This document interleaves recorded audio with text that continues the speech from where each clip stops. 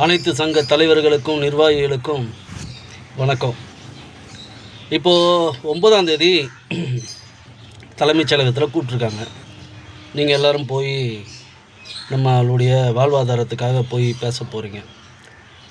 அதில் எனக்கு ஒரு சின்ன டவுட்டு என்னென்னா, இப்போது நீங்கள் ஒருத்தர் பைக் டாக்ஸி ஆதரிக்கிறீங்க, ஒருத்தர் பைக் டாக்ஸி வேண்டான்னு சொல்கிறாங்க.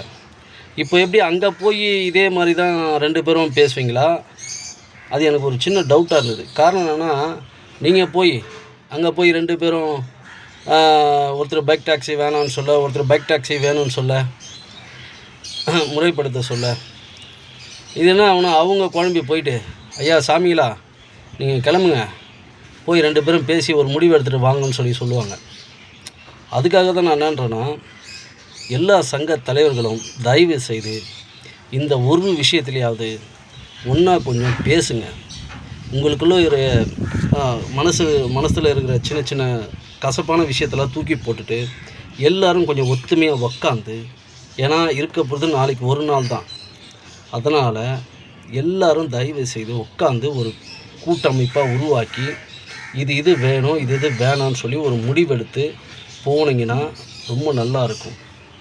இல்லைன்னா பழைய குருடைய கதவை தேடி தான் நம்மளுடைய வாழ்க்கை கதை. இது எல்லாத்தையும் கெடுக்க போகிறது நீங்களே கெடுக்க போகிறீங்களா, இல்லை உக்காந்து நாங்கள் பேசி ஒரு முடிவு எடுத்துகிட்டு போகிறோன்னு சொல்ல போகிறீங்களான்றவுடைய செயல்பாடு உங்கள்கிட்ட தான் இருக்குது. அதனால தான் நான் இல்லை, என்ன மாதிரி உள்ள மொத்த ஆட்டோ டிரைவரும் எதிர்பார்க்குற ஒரு விஷயம் இதுதான். தயவுசெய்து இதை கொஞ்சம் கரிசனை பண்ணி பாருங்கள். பார்த்துட்டு கொஞ்சம் நீங்கள் எல்லாம் ஒற்றுமையாகி போனீங்கன்னா ஒரே வேலையில் அந்த பேச்சுவார்த்தைகள் முடியும். இல்லைன்னா 4 தடவை நடக்கும் அந்த பேச்சுவார்த்தை, இப்படியே போய்கிட்டே இருக்கும். தயவுசெய்து எல்லா ஆட்டோக்காரங்களுடைய வாழ்வாதாரத்தையும் கொஞ்சம் மனசில் நினச்சி அதை சரிப்படுத்துனீங்கன்னா கொஞ்சம் நல்லாயிருக்கும். உங்களை கையேந்தி கேட்டுக்கிறேன்.